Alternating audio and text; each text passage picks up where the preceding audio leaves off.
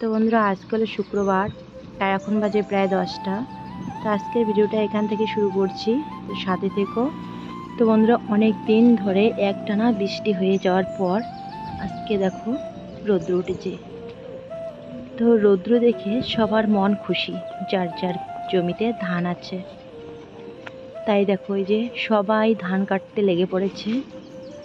আমিও আসছিলাম আমাদের ধান কাটার জন্য, কিন্তু এসে অন্যরকম একটা বুদ্ধি হয়ে গেল। এবার আমাদের ধান না কেটে আমরা চলে আসছি অন্য এক দিদির জমিতে ধান কাটতে। এই দিদির ধানগুলো নষ্ট হয়ে যাচ্ছে, দেখো নিচে পড়ে গেছে, শুয়ে পড়েছে ধানগুলো। পুরো জমির ধানগুলো এলোমেলো হয়ে গেছে। এই ধানগুলো কাটতেও অনেক অসুবিধা হচ্ছে, অনেক সময় লাগছে। জমিতে জল ছিল বলে দেখো এই যে চেয়ার পেতে চেয়ারের মধ্যে করে ধান কাটছি। আমাদের জমিতেও জল আছে, আমাদের জমিতেও এইভাবে ধান কাটতে হবে চেয়ারে করে। কেউ চেয়ার, কেউ ব্রেঞ্চ নিয়ে আসছে। তো আমরা চেয়ারে করে এইভাবে ঢাকা পেতে ধানগুলো কেটে কেটে রাখছি। এখানে একটা করে আটি বাঁধি, তারপরে আবার আল্লির মধ্যে গিয়ে রাখি। আল্লির মধ্যে রাখলে জল, আল্লির মধ্যে জল নেই আর কি। তো এইভাবে কিন্তু চায়না ধান কাটতে অনেক সময় লাগে। যেটা ঠান্ডার সময় যে মানে অগ্রাণ মাসে যে ধানটা আমরা ঘর করি, সে সময় তো বৃষ্টি থাকে না, ক্ষেতের মধ্যেই ধান কেটে কেটে শুকিয়ে বাড়িতে নিয়ে যাই। কিন্তু এই ধানটা কাটার সাথে সাথে বোঝা বেঁধে নিয়ে যেতে হয়। ধানগুলো কাটার পর কিন্তু এই যে দেখো অনেক দূরে দেখা যাচ্ছে রাস্তা, সবাই ওইদিকে নিয়ে যাচ্ছে ধান। তো আমরা এইখানে আসছি এখন একটু ছায়ার মধ্যে রেস্ট নেব। আর হিয়ার বাবা তো একটু কেটে তারপর এই যে বোঝা উবোচ্ছিল, আর এক হাঁটু জল পেরিয়ে তারপরে রাস্তায় আসতে হয়। তো অনেক কষ্ট হচ্ছে আর কি। তো এখন এইখানে একটু রেস্ট করছি, এখানে একটু ছায়া আছে আর খুব সুন্দর হাওয়া লাগছিল। তো সবাই এখানে রাস্তায় বসে আছে, আমিও এখানে বসে আছি। আর সেই সকাল 7টা মানে কি 7:45 বা 8টা এরকমে সময় আমরা আসছিলাম জমিতে। তো আর বাড়ি যাইনি। সকালবেলায় দিদি আবার মানে সকালবেলায় কি 10টা 11টা এরকম হবে, দিদি আবার নিয়ে আসছিলো ছাতু। তো ছাতুই খেয়েছিলাম একটু করে ওই পাশের বাড়ির দিদির বাড়িতে। তো ধান কাটা শেষ করে একবারেই আমরা বাড়িতে আসছি। বাড়িতে এসে হিয়ার বাবা স্নান করে খেতে বসেছে, আর আমি তখন স্নান করতেছিলাম। আসলে স্নান করতে গিয়ে এত মাথা ব্যথা উঠে গেছিলো যে স্নানটাই করতে পারছিলাম না, এরকম অবস্থা হয়ে গেছিল। এগুলো আলাদা বড়া, এগুলো আলাদা বড়া। এর জন্য এখানে মাঝখানে একটা সয়াবিনের দিয়েছে বাউন্ডারি।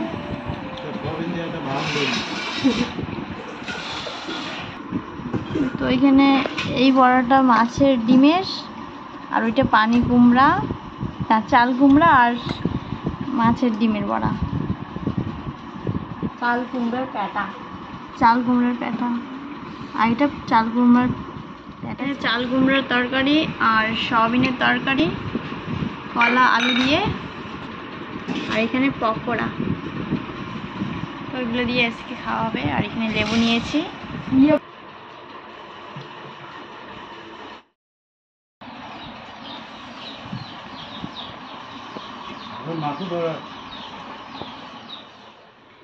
তো বন্ধুরা অনেকক্ষণ পর আসলাম আজকে তোমাদের সামনে। এখন বাজে 4টা 11 মিনিট, 11 না 32 মিনিট। তো এখন 4:30 বাজে। সারাদিনে তোমাদের সামনে আসতে পারিনি, সকাল থেকে একটু ব্যস্ততার মধ্যে ছিলাম। আর খুব সকালবেলায় গিয়েছিলাম মাঠে, 7টা 7:30 এরকম হবে মনে হয়। তো ভাবছিলাম যে ওইখানে গিয়ে ব্লগটা স্টার্ট করব। তো বাড়িতে সময় পাইনি, তাড়াতাড়ি করে বাসি কাজকর্ম সেরে চলে গেছিলাম মাঠে। ভাবছিলাম যে সেখানে গিয়ে তারপরে ব্লগটা শুরু করব। তো ওইখানে যাওয়ার পর ধান কাটার কথা ছিল আমাদের, তো আমাদের ধান কাটা আর হয়নি। তারপরে মানে লোক পাইনি, আর দুজনে কতটুকু কাটবো মেশিন। এরপর বড় মেশিন নাকি আসবে। তো আমরা যদি 1 পোয়া জমিন মানে 1 পোয়া জমিন কাটতে চেয়েছিলাম, ভাবছিলাম যে 1 পোয়া আমরা কাটবো আর 1 বিঘা মেশিন দিয়ে কাটাবো। তো যে 1 পোয়াটা আমরা কাটতাম সেই ধানগুলো আবার মানে কিভাবে টাঙিয়ে নিব, ওই মেশিনে ওই দিকেই কাটবে, ওই দিকেই ধান ডাঙানো হবে। তারপরে এই ধানগুলো নিয়ে আবার আমাদের টানাটানি করতে হবে, হাত দিয়ে ডাঙাতে পারবো না। আবার ওইটুক 1 পোয়া জমির ধান মেশিনে বড় অন্য মেশিনকে ডাকতে হবে, মানে ওই রকম করে খরচাটা বেশি পড়ে যায়, টাকাটা বেশি পড়ে যাবে। তো সেজন্য ভাবলাম যে যাক, তাহলে মেশিন দিয়ে এই পুরোটা কেটে নেব, আমরা তাহলে আর না কাটি। এরকম করে বাড়ি চলে আসতেছিলাম, একদম কাছি চেয়ার ঠেয়ার নিয়ে চলে গেছিলাম। তো তারপরে বাড়ি চলে আসতেছি, পরে এক দিদি ডাকতেছে, বলতেছে যে তোমাদের ধান যদি না কাটো তাহলে আমাদের ধানগুলো কেটে দাও। তো আমার তো ইচ্ছে ছিল না ধান কাটার, কারণ আমার শরীরটা একটু অন্যরকম লাগছিল। তো ভাবছিলাম যে নিজের ধান কাটবো, তো যখন খারাপ লাগবে খুব তখন আমি চলে আসতে পারবো, এই ভেবে আমি ধান কাটতে গিয়েছিলাম। তো অন্য কারো ধান কাটার কথা ছিল না, আমার খুবই খারাপ লাগছিল। হিয়ের বাবা বলছে হাতে পয়সাও নেই, চলো খরচা খাওয়ার পয়সাটা হবে। এখন গেলাম, গিয়ে যে ধান কাটছি, সেই সকাল থেকে ধান কাটলাম 1 নাগাড়ে 3টা পর্যন্ত। তো শরীর একদম ক্লান্ত হয়ে গেছে, আর খাওয়া দাওয়া করে কিন্তু আজকে যাওয়া হয়নি। শুধু 1 গাছ মুড়ি খেয়েছিলাম, আর কিছু খাওয়া হয়নি। তো ওইখানে আবার দিদি ছাতু খাওয়ালো, ওদের বাড়ি থেকে নিয়ে আসছে দাদা ছাতু, আম, চিড়া। তো হিয়ের বাবা ছাতু খেয়েছে, আমি চিড়া খেয়েছি একটু। তো ওইখানে চিড়া ছাতু খাওয়া হয়েছে একটু করে সকালবেলায় আর কি।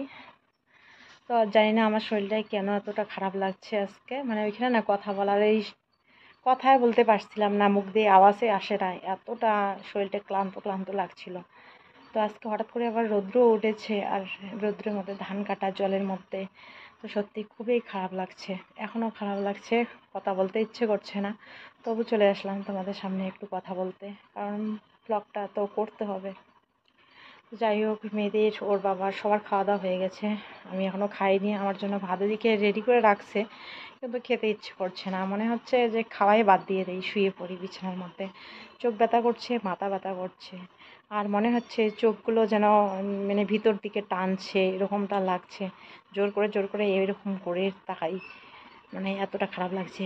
আর এই চোখটা খুব লাফাচ্ছে কেন জানি না, চোখ লাফালে নাকি অসুখ আসে, অসুখ হয়, এটা নাকি শরীর অসুস্থতার লক্ষণ। তো হয়তো হতেই পারে, কারণ আমার খুব খারাপ লাগছে। আর এই চোখটা 2 দিন ধরে লাফাচ্ছে, আজকেও বেশি লাফাচ্ছে, তো লাফাচ্ছে একদম, চোখগুলো ভিতর দিকে টানছে। তো চলো তাড়াতাড়ি খেয়ে নেই, আমার জন্য ভাত রেডি করে রাখছে। হয়তো খিদের জন্য এরকম হচ্ছে না কি বুঝতে পারছি না, খেলে যদি ঠিক হয়। পেটের মধ্যে খিদে আছে কিন্তু খেতে ইচ্ছে করছে না, এতটা খারাপ লাগছে, মনে হচ্ছে শুয়ে পড়ি। দেখো এই যে হাতের মধ্যে মোবাইল ধরে ভিডিও করছি, মানে হাতটাও রক টান ধরছে, ও বাবা।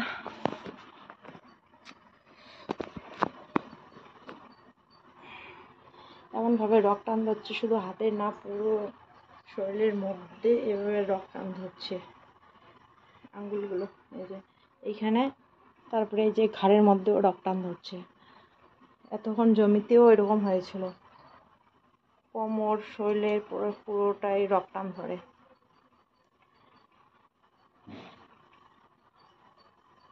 একটু খাওয়া দাওয়া বেশ কম হলেও এরকমটা হয়। তো ভাবছি আমাদের ধান কালকে কীরকম করে কাটবো। এখন মেশিন আসার কথা ছিল, মেশিনের জন্য ধান কাটা বন্ধ করে অন্য কারো ধান কাটলাম। এখন আজকে শুনতেছি, পরে আর কি শুনতে পেলাম দুপুরবেলা, যে ধান কাটতে কাটতে ওইখানে ধান বাড়িতেই আর কি শুনতে পেলাম যে ও মা, কালকে নাকি মেশিন আসবে না, মেশিন আসতে আসতে নাকি আবার 3-4 দিন সময় লাগবে। আসলে আকাশ ভালো হয়েছে, এখন সবারই ধান কাটার চাহিদা পড়েছে। তো মেশিন কোন দিকে যাবে আর কোন দিকে যাবে না, তো সেজন্য কালকে নাকি আসবে না, এখন নাকি 2-3 দিন পরে আসবে।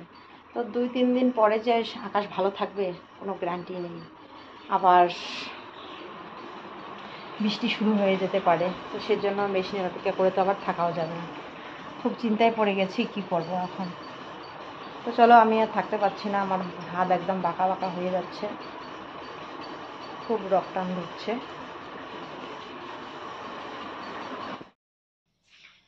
তো বন্ধুরা, এরপর খাওয়া দাওয়া হয়ে গেছে, কিন্তু তোমাদের সাথে সেরকম কিছু শেয়ার করা হয়নি আজকে ব্লগে। সারাদিন বাড়িতে ছিলাম না, মাঠের মধ্যে ছিলাম। তো যতটুকু আমি পেয়েছি ততটুকুই তোমাদের সাথে শেয়ার করেছি। জানি তোমাদেরকে ভালো লাগবে না, তবুও তোমাদের সবার কাছে আমার অনুরোধ রইল, তোমরা দয়া করে যেভাবে ভালোবাসা দিয়ে আমার পাশে আছো এভাবেই আমার পাশে থেকো, এইভাবে একটু সাপোর্ট করো। কারণ তোমাদের ভালোবাসা আর সাপোর্ট না পেলে জানি না আমার আবার কি দশা হবে। তো যতটুকু ভালো আছি শুধুমাত্র তোমাদের জন্যই ভালো আছি, না হলে আমার কি হয়ে মানে কি অবস্থা হতো আমার সংসারে আমি বলে বোঝাতে পারবো না তোমাদেরকে। কাজ করতে ইচ্ছে না করলেও আমার যেতে হচ্ছে, শরীর খারাপ লাগলেও আমার যেতে হচ্ছে, এতটাই শরীর খারাপ তবু যেতে হচ্ছে। মনে হয় না যে কাজ করি, আগেও কাজ করতাম, কিন্তু এই যে আজকে মানে কাজ করতে করতে এতটা খারাপ লাগছিল মাঠের মধ্যে, তবু বাড়িতে আসতে পারছি না, মনে হচ্ছিল ওইখানেই বসে কান্না করি। তো যাই হোক, এভাবে আমার পাশে থেকেও একটু, আমার শরীর সুস্থ হয়ে গেলে আমি চেষ্টা করব তোমাদের সাথে ভালো ভালো ভিডিও শেয়ার করার জন্য। তো ভিডিওটা আর বড় না করে আমি এখানেই শেষ করছি। যদি ভালো থাকি তো কালকে তোমাদের সামনে আবার আসতে পারবো, যতটুকু পারবো চেষ্টা করবো তোমাদের সাথে শেয়ার করার। তো অনেকেই আছো তোমরা আমার ভিডিওর জন্য অপেক্ষা করো, তো সেই জন্যই আর কি যতটুকু পারছি তোমাদের সাথে শেয়ার করছি। মনে হচ্ছিল যে তোমরা আমার ভিডিওর অপেক্ষায় আছো, আমি কি করছি না করছি, কেমন আছি এখন সেটা তোমাদের জানতে ইচ্ছে করছে, তো সেই জন্যই আসা। একবার ভাবি যে সেরকম তো কোনো কিছু শেয়ার করিনি, কি করব, ভিডিও ছেড়ে করব না, ভিডিও ছাড়বো না আজকে। কিন্তু তারপরে ভাবি যে অনেকেই অপেক্ষা করো যে কখন আমি ভিডিও ছাড়বো, এখন আমি কেমন আছি, তো সেটা জানার জন্যই ভিডিওটা পাবলিক করছি। তার মধ্যেও ভিডিও পাবলিক না করলে আমার সংসারও চলে না। তো সবটা মিলিয়েই যতটুকু পারলাম তোমাদের সাথে শেয়ার করলাম। তো চলো বন্ধুরা, আজকের জন্য ব্লগটাকে আমি এখানেই শেষ করছি, ফিরে আসছি কালকে ভালো থাকলে। ততক্ষণে তোমরা সবাই খুব ভালো থেকো, সুস্থ থেকো, সাবধানে থেকো।